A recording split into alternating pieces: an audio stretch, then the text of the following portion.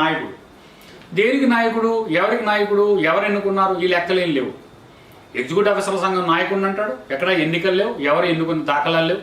ఓ పక్క నేను executive officer సంఘం నాయకుడిని నరసింహబాబు చెప్తుంటారు గుంటూరు నుంచి, మరో పక్క నుంచి నేను ఎగ్జిక్యూటివ్ ఆఫీసర్ సంఘం నాయకుడిని కాకినాడ నుంచి వీర్రాజు చౌదరి చెప్తుంటాడు, ఓ పక్క నుంచి విశ్వనాథరాజు నేను ఎగ్జిక్యూటివ్ ఆఫీసర్ సంఘం నాయకుడని ఆయన చెప్తుంటారు, నేనే నాయకుడిని చక్రధరరావు ప్రకటించుకుంటాడు. మరి ఈ నాయకులు ఇందులో ఎవరు నిజమైన నాయకులు, ఎవరు అబద్ధపు నాయకులు, నిజమైన నాయకత్వం కలిగినటువంటి లక్షణాలు, సమాజానికి వీలు చేసిన సేవ ఏదైనా ఉందా అని లెక్కలు తీస్తే మాత్రం ఏ పరిస్థితుల్లోనూ తేలింది లేదు.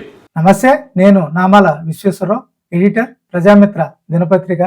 లక్ష్మణరావు తను జర్నలిస్ట్ సంఘం నాయకుని అని చెప్పి చెప్పుకుంటుంటాడు. తన పత్రికలో M Lakshmanarao president journalist association of devotional magazines అని చెప్పి ప్రచురించుకుంటాడు.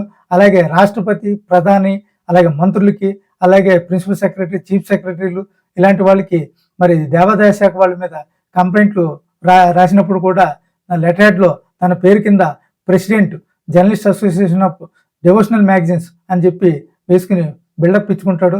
అలాగే journalist association of devotional magazines president హోదాని చెప్పుకుని ఉన్నతాధికారులను కలిసి ఆ ఫోటోల్ని పత్రికలో కలర్లో అనేక ఫోటోల్ని ప్రచురించుకుని బిల్డప్ ఇచ్చుకుంటాడు. అలాగే జర్నలిస్ట్ సంఘం పేరు చెప్పి అధికారులను బెదిరించి పత్రిక అడ్వర్టైజ్మెంట్ల పేరిట పేమెంట్లు వసూలు చేసుకుంటుంటాడు. మరి ఈ సంఘంలో వేరే పత్రిక వారు ఎవరు లేరు, మరి సభ్యులు కూడా ఎవరు లేరు. నిజానికి ఇది రిజిస్టర్ కాని సంఘం, అంటే ఒక బోగస్ సంఘం, లక్ష్మణరావు జేబు సంఘం. కేవలం జర్నలిస్టుల సంఘం పేరు చెప్పుకుని డబ్బు వసూలు కోసం మాత్రమే ఈ సంఘం ముసుగు వేసుకుంటాడు లక్ష్మణరావు. ఇలా పేక్ సంఘాలు నడపడం చట్ట ప్రకారం నేరం, జైలు శిక్ష విధించేటటువంటి నేరం. ఈ వీడియో చూసినందుకు మీకు ధన్యవాదాలు.